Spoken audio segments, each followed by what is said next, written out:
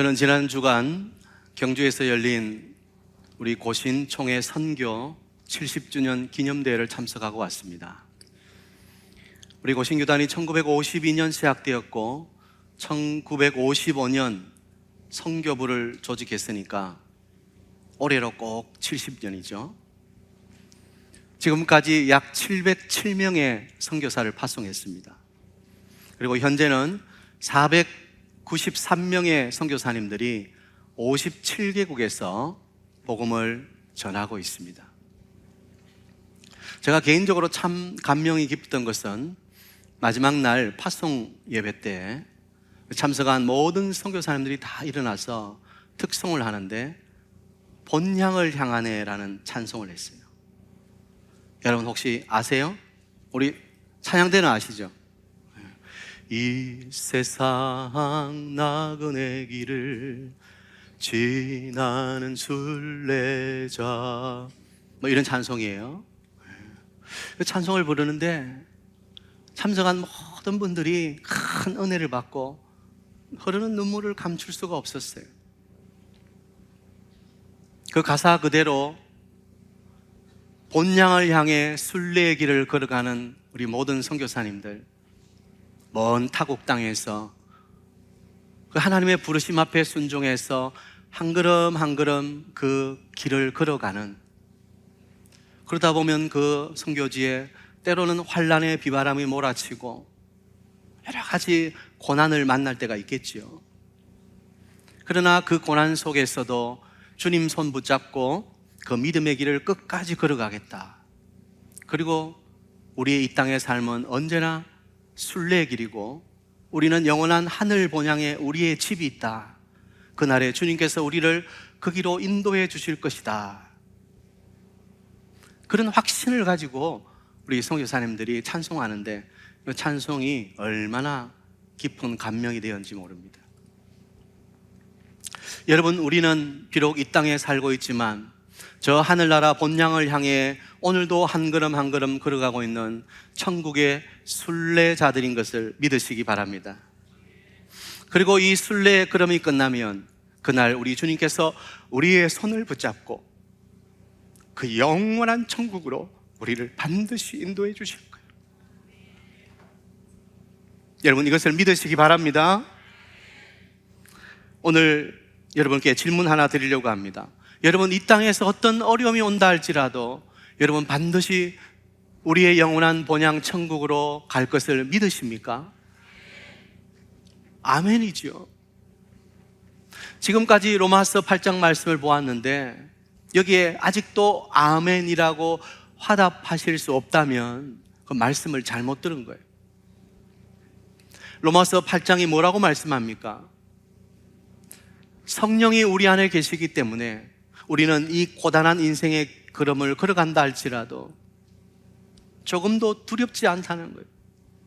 성령이 우리와 영원토록 함께 하시고 우리를 도와주신다고 하셨습니다. 그래서 성령을 보혜사라고 했어요. 또 하나님께서 놀라운 구원의 계획을 가지시고 우리의 걸음을 오늘도 한 걸음 한 걸음 인도하고 계시다는 거예요. 그분은 우리를 미리 아셨고 우리를 미리 정하셨고 우리를 부르셨고 우리를 의롭다고 하시고 우리를 영화롭게 하실 분이다. 구원이라는 것은 내 힘으로 하나도 이루어지는 게 없는 거예요.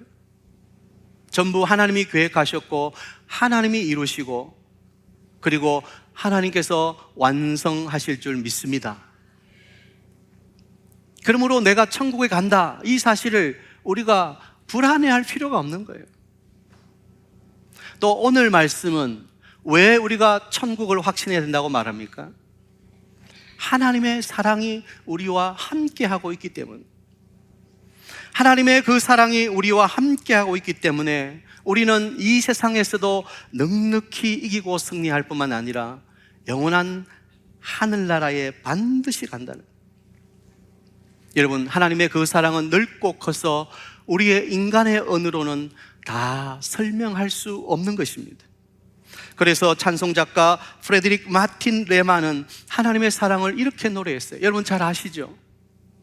하늘을 두루마리 삼고 바다를 먹물 삼아도 한없는 하나님의 사랑 다 기록할 수 없겠네. 하나님의 그 놀라운 사랑은 하늘을 펼쳐도 바다를 먹물 삼아도 다 기록할 수 없다. 오늘 여러분은 그 놀라운 하나님의 사랑을 받은 자들인 것을 믿으시기 바랍니다. 그런데 그 하나님의 놀라운 사랑이 누구를 통해 나타났어요? 예수님을 통해 나타났어요. 하나님은 하나밖에 없는 독생자 예수님을 이 땅에 보내주셨어요. 예수님은 하늘 보좌를 버리시고 낮고 낮은 이 땅에 우리를 위해 오셨어요. 그리고 우리의 죄를 위해 십자가에 그분의 살을 찢어주시고 모든 피를 우리를 위해 다 흘려주셨어요. 우리를 위해 부활하셨고 우리를 위해 하늘로 올라가셔서 지금은 어디 계십니까? 하나님 보좌 우편에 계시는 거예요. 그리고 거기서 이제는 내 사역을 끝냈으니 나는 이제 쉴란다, 그렇게 하시는 것이 아니라 지금도 끊임없이 우리를 위해 중보기도 하고 계시는 거예요. 그게 오늘 본문 말씀이에요. 우리가 이렇게 놀라운 사랑을 받았으니 어떻게 우리를 행복자라고 말하지 않을 수가 있겠습니까? 여러분은 행복하십니까? 여기 아멘은 한 30분만 하시는 거예요. 나를 둘러싸고 있는 여러 가지 환경과 상황과 문제들을 주목하기 시작하면 나는 행복하다고 말할 수 없어요. 그러나 내가 받은 그 사랑을 헤어보면 나는 진정 행복자라고 말할 수밖에 없는 거예요. 그 하나님의 사랑이 오늘도 나와 함께 하기 때문에, 그 사랑은 끊어지지 않기 때문에, 오늘 사랑하는 성도 여러분, 오늘 그 하나님의 사랑에 대해서 살펴보면서 그 사랑이 함께하면 우리는 어떻게 변화되어야 되는지 함께 말씀을 나누겠습니다. 첫 번째, 하나님의 사랑이 함께하면 우리는 더 이상 죄의식에 빠지지 않는다는 거예요. 33절이죠. 누가 능히 하나님께서 택하신 자들을 고발하리요 의롭다 하신 이는 하나님이시니. 34절, 누가 정죄하리요. 사단은 오늘도 우리를 고발하는 거예요. 네가 그러고도 구원받은 사람 맞아? 네가 그렇게 살아가는데 정말 천국 갈 수 있니? 끊임없이 우리 안에 정죄의식을 일으키는 거예요. 나 자신도 나를 고발합니다. 그래, 나는 안 돼. 나 같은 게 뭘 한다고? 또 반복적으로 죄 지었잖아. 나는 어쩔 수 없는 인간이야. 나의 지난 실수와 죄를 보면서 내 양심이 나를 고발하는 거예요. 그런 죄책감에 시달리는 분들이 많습니다. 내 언어로 아내를 향해 폭언을 하고 상처 주는 말을 하고 눈물을 흘리게 하고 자식들의 가슴에 못을 박고, 그래서 자신을 보면 야, 내가 이것밖에 안 되는 존재인가? 그러면서 그 고통을 안고 사는 분들이 있다는 거예요. 그런데 여러분, 오늘 성경이 뭐라고 말합니까? 내가 진심으로 회개할 때 용서해 주시는 분은 하나님이시라는 거예요. 내가 용서를 내가 체험하고 경험해야 그 용서가 완성되는 것이 아니라 하나님께서 용서해 주셨다고 선언하시는 거예요. 동이 서에서 먼 것 같이 우리의 죄가를 옮기셨대요. 다시는 기억지도 아니하신다고 하시는 거예요. 우리를 의롭다고 하시는 분은 누구십니까? 하나님이신 거예요. 내가 의인이라고 선언해 주시는 분이 하나님이시라면 더 이상 내가 나를 향해서 자꾸 죄인이라고 하면 안 되죠. 자꾸 죄의식 속에 사로잡혀서는 안 되죠. 나도 나를 정죄해서는 안 된다는 거예요. 여러분, 내가 하나님보다 더 높은 존재입니까? 내가 하나님보다 더 힘이 있습니까? 말에 더 권세가 있어요? 하나님이 나를 의롭다고 하시고 하나님이 나를 사랑한다고 하시는데 내가 뭐라고 자꾸 아니에요, 나는 아직도 죄인이에요, 나는 보잘것없어요, 나는 안 돼요, 내가 뭐라고 자꾸 그렇게 말합니까? 자꾸 그렇게 자기를 고발하고 정죄의식을 가지면 그건 불신앙 중에도 불신앙이에요. 여러분, 더 이상 과거의 사슬에 매여 살지 말게 되기를 축복합니다. 과거의 감옥에 갇혀 있어서는 안 돼요. 내가 무슨 잘못을 했던, 무슨 죄를 지었던, 하나님의 사랑은 그 모든 것을 듣고도 남는다는 사실을 우리는 믿어야 되는 거예요. 미국의 신학자인 프레드릭 뷰커너는 그의 책 회개의 은혜에서 이런 말을 했습니다. 진정한 회개는 과거를 돌아보고 죄송합니다 라고 말하는 것이 아니라 미래를 바라보고 어서와 하고 소리치는 것이다. 무슨 말입니까? 자꾸 지난 과거를 보고 그때 내가 잘못했지, 아이고 내가 왜 그랬을까, 바보같이 그렇게 자기 가슴을 치지 말고 이제는 고개를 돌려서 미래를 바라보면서 그 미래 속에 함께 하실 하나님을 향해서 환호성을 치라는 거예요. 과거를 보고 후회만 하고 앉아있는 것은 회개가 아닌 거예요. 진짜 회개는 하나님과의 관계를 변화시키는 거예요.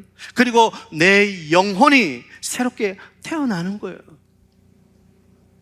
2019년 백상 예술 대상이 있었는데 거기에 TV 부분 대상을 수상한 우리 잘 아는 김혜자라는 권사님이죠. 배우 김혜자 권사님이 나오셔서 그 수상 소감으로 눈이 부시게라는 그 TV 드라마의 대사를 인용했어요. 들어보세요. 내 삶은 때론 불안했고 때론 행복했습니다. 삶이 한낱 꿈에 불과하다 했지만 그래도 살아서 좋았습니다. 지금 삶이 힘든 당신, 이 세상에 태어난 이상 당신은 이 모든 걸 매일 누릴 자격이 있습니다.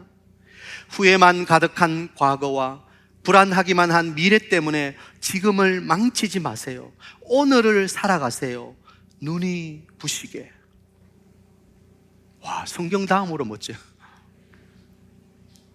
왜 과거의 상처 속에 후회만 하고 계세요?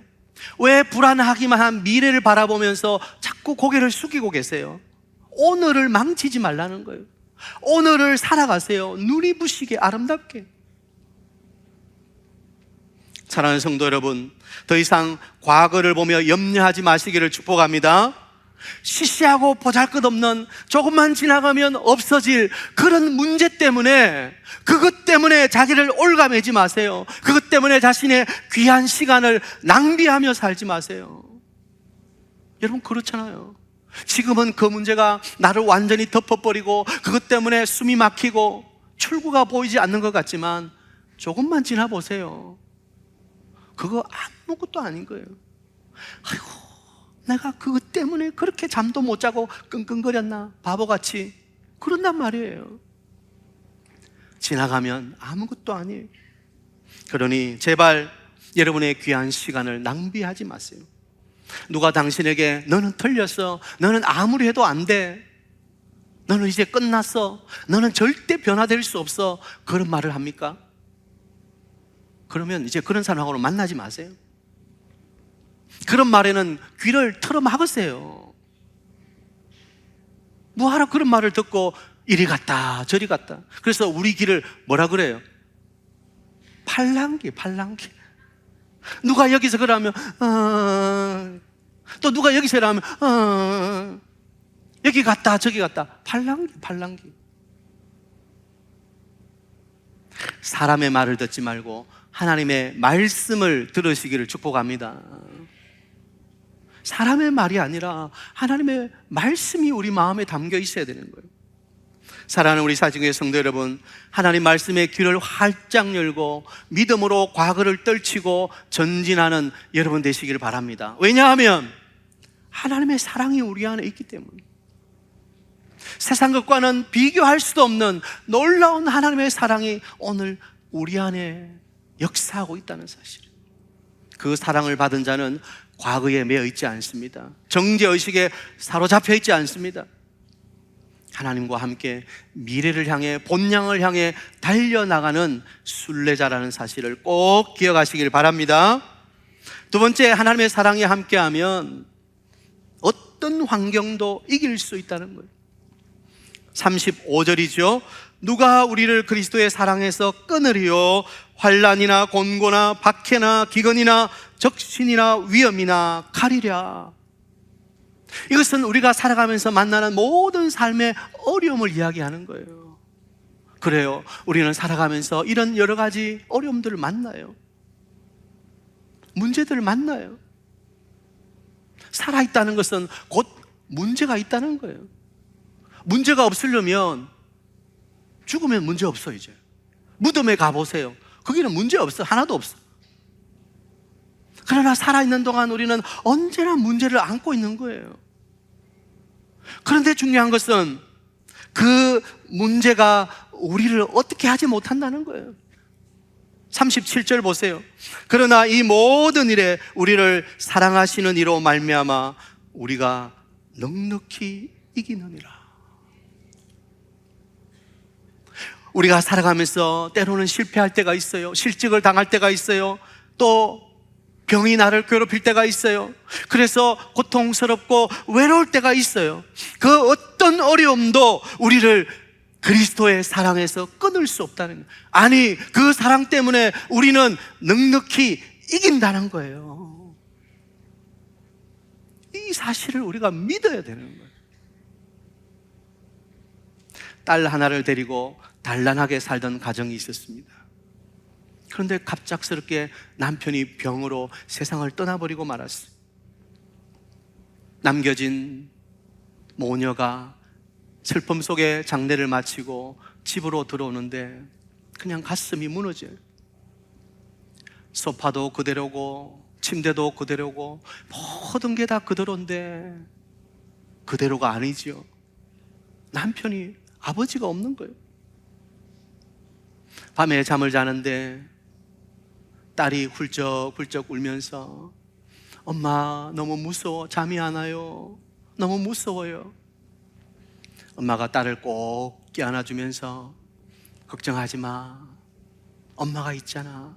엄마가 너를 떠나지 아니하고 항상 너와 함께 있을 거야. 어서 자. 한참 있다가 딸이 속삭입니다. 엄마, 아무리 무서워도 엄마가 내 곁에 있다면 나는 괜찮을 거야. 그 말에 이 엄마가 머리 한 대 띵 맞는 것처럼 가슴이 울리는 거예요. 무심코 던진 딸 아이의 엄마만 있으면 무섭지 않을 거야. 엄마 항상 나와 함께 할 거지. 그 말이 머리를 떠나지 않는 거예요. 아이를 재우고 그 딸아이 머리맡에서 그 부인은 그의 평생 가장 진지하게 하나님 앞에 기도를 드렸어요. 주님, 우리 가정이 아무리 어려워도 주님은 우리와 함께 계실 거죠. 우리가 아무리 사망의 엄침한 골짜기로 다닌다 할지라도 주님 우리와 동행해 주실 거죠. 그래서 그 부인은 그 힘든 시기를 꿋꿋하게 믿음으로 이겨낼 수 있었다고 합니다.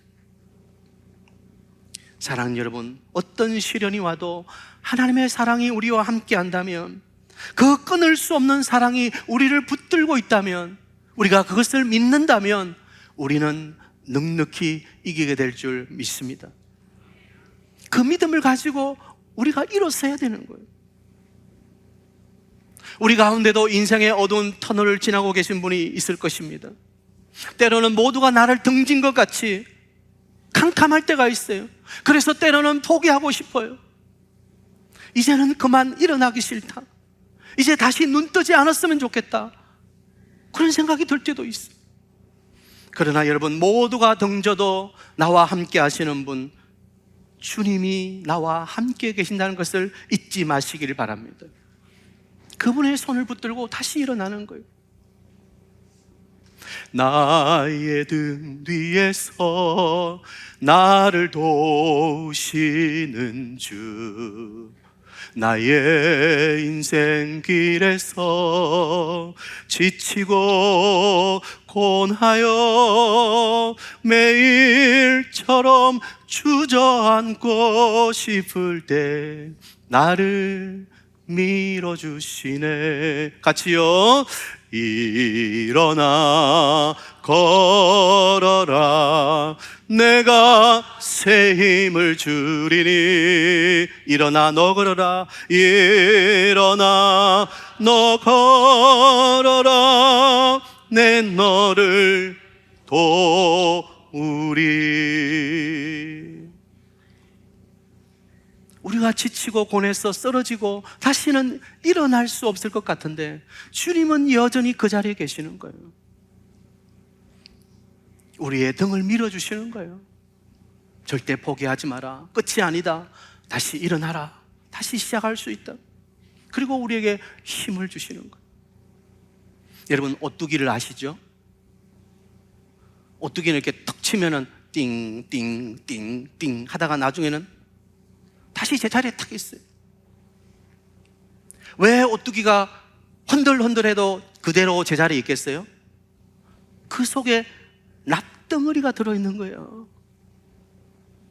그 납덩어리가 그 오뚜기를 딱 붙들어주고 있는 거예요. 아무리 쳐도 흔들 수는 있지만 제자리에서 다시 탁 바로 서는 거예요. 납덩어리처럼 주님의 사랑이 우리 안에 있다면 인생의 모진 비바람이 불어온다 할지라도 우리는 다시 벌떡 일어설 수 있는 것을 믿으시기 바랍니다. 우리는 언제나 그 자리, 제자리에 있을 수 있는 거예요. 우리 사익동교회 모든 성도님들이 이 하나님의 사랑을 믿고 모든 어려움을 이겨내고 승리하고 넉넉히 이기는 여러분 되시기를 축복합니다. 마지막 세 번째, 하나님의 사랑이 우리와 함께하면 우리는 그리스도만 의지하게 되는 거예요. 34절, 죽으실 뿐 아니라 다시 살아나신 이는 그리스도 예수시니 그는 하나님 우편에 계신 자요 우리를 위하여 간구하시는 자시니라. 여러분, 예수님이 지금도 하나님 보좌 우편에서 우리를 위해서 중보기도 하고 계시는 거예요. 우리가 힘들고 어려울 때 주님께서 힘을 내라, 내가 너를 위해 기도한다. 하나님의 그 능력을 저 성도에게 좀 부어주세요. 그래서 저 힘들고 어려운 순례길을 마칠 수 있도록 끝까지 좀 도와주세요. 그 아들 예수 그리스도가 하나님 보좌 우편에서 우리를 위해서 계속해서 하나님께 간구하고 계시는 거예요. 이 말은 예수님이 우리를 위해 중보자가 되신다는 말이에요. 여러분, 구약시대에는 백성들이 스스로 하나님 앞에 나아갈 수가 없었어요. 그래서 중보자 대제사장을 세웠지요. 제사장이 백성의 죄를 대신하고 기도를 대신해서 하나님 앞에 나아가요. 그런데 그 제사장의 가슴에 흉패가 있는데 12개가 있어요. 12개가 뭐예요? 이스라엘 12지파예요. 그 이스라엘 12지파의 이름이 다 새겨져 있는 거예요.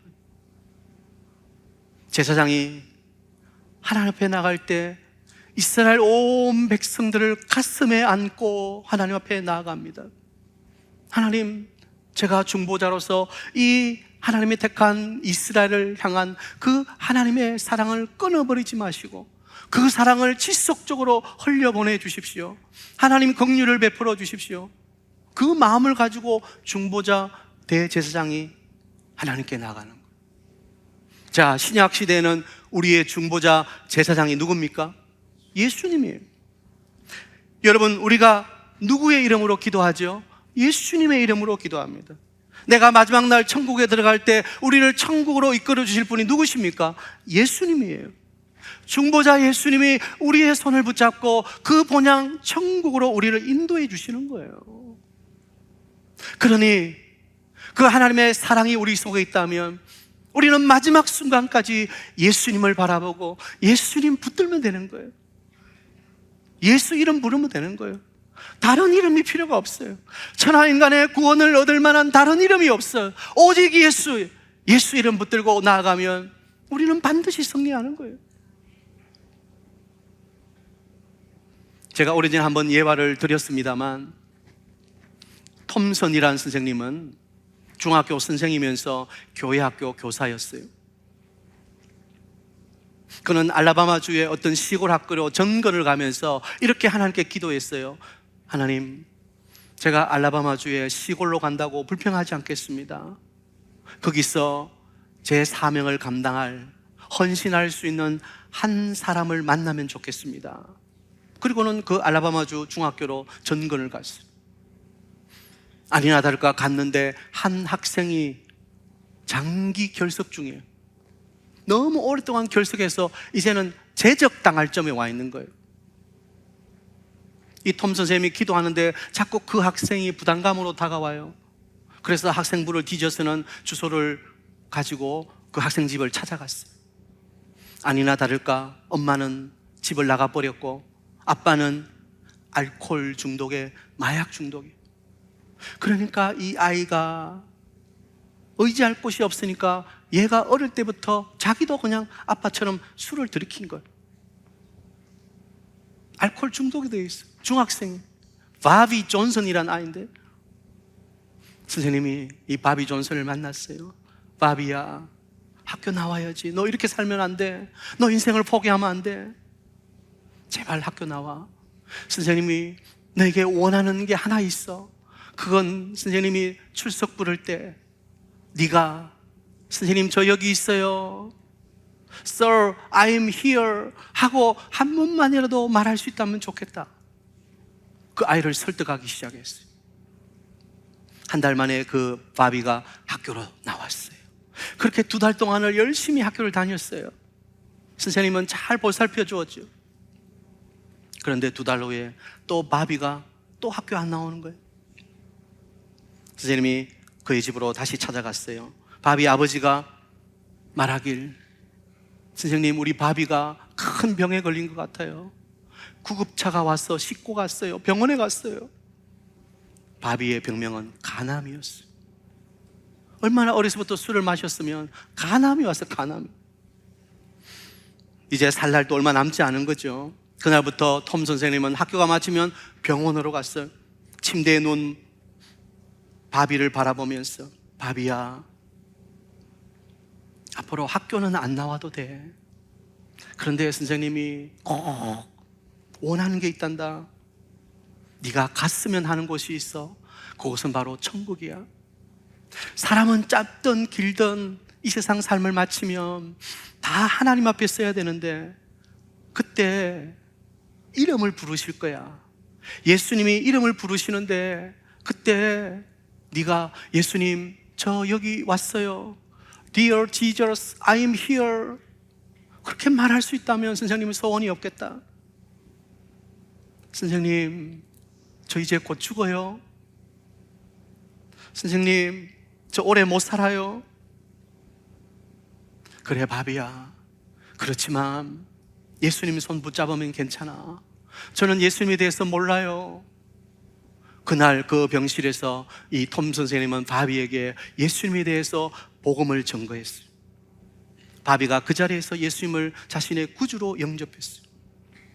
그로부터 2주간 후 톰 선생님이 수업 중인데 바비 아버지로부터 연락이 왔어요. 선생님, 이제 바비가 마지막인 것 같아요. 의식이 없어요. 수업 중에 톰 선생님이 병원으로 달려갔지요. 정말 바비가 코마 상태가 왔습니다. 톰 선생님은 조용히 그 아이 옆에서 두 손 모아 기도했습니다. 하나님, 이 아이의 영혼을 받아주세요. 불쌍한 가련한 영혼, 마지막 순례의 걸음을 멈추고 본향집으로 꼭 갈 수 있도록 해주세요. 마지막 순간 이 바비 존슨의 입술이 파르르 떨리더니 이렇게 말한 거예요. Dear Jesus, I'm here. 예수님, 저 왔어요. 그는 구원받은 거예요. 그는 예수님의 손을 꼭 잡고 그가 가야 할 영원한 천국 본향집으로 간 거예요. 사랑하는 여러분, 우리의 마지막 순간은 반드시 옵니다. 그때 우리의 중보자 된 예수님께서 우리의 손을 붙잡고 우리의 본향 천국으로 갈 거예요. 그 예수님의 손을 우리는 놓치지 말아야 되는 거예요. 예수님 가슴에 우리의 이름이 새겨져 있는 거예요. 그 예수님의 손을 붙잡은 사람은 결코 잘못되지 않은 거예요. 저는 로마서를 강의하면서 이 구원은 하나님이 거저 주시는 선물이라고 했습니다. 하나님의 은혜예요. 그냥 받기만 하면 되는 거예요. 내가 죄인인 것을 고백하고 예수님이 내 죄를 위해 십자가에 죽으신 것을 믿고 그분이 나를 위해 지금도 천국에서 나를 위해 중보기도 하고 계신 것을 믿고 그분이 언젠가는 다시 이 땅에 오셔서 내 손을 붙잡고 나를 그 영원한 천국으로 인도하실 것이라고 믿기만 하면 우리는 천국 가는 거예요. 사랑하는 성도 여러분, 예수님의 손을 꼭 붙잡으십시오. 예수님만 바라보고 예수님만 의지하십시오. 하나님의 사랑이 그 속에 있는 사람은 이제는 예수님만 바라보는 거예요. 다른 이름이 없기 때문에. 다른 종교도 다 훌륭하지요. 좋은 삶, 아름다운 삶, 선한 삶을 가르치죠. 나쁜 게 없어요. 그러나 거기에는 구원은 없는 거예요. 구원은 오직 예수 그리스도 이름에만 있는 거예요. 나로 말미암지 않고는 아버지께로 올 자가 없다고 했기 때문에 오직 예수님 이름만으로 하늘나라 가는, 천국 가는 거예요. 하나님 앞에 설 수 있는 유일한 이유는 예수예요. 예수.